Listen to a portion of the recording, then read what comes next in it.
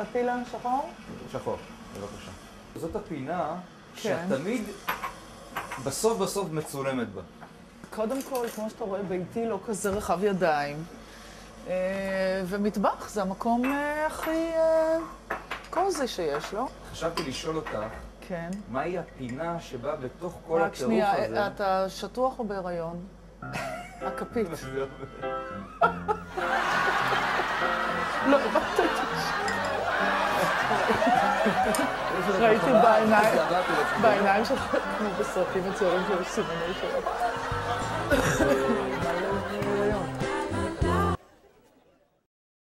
שלום לך, יושב ראש האופוזיציה, חבר הכנסת יצחק הרצוג. שלום, יושב ראש העבודה. טוב להיות אצלך שוב. באמת? כן. אוקיי, כבר משמח, לא כולם נהנים, אבל אני שמחה שאתה פה.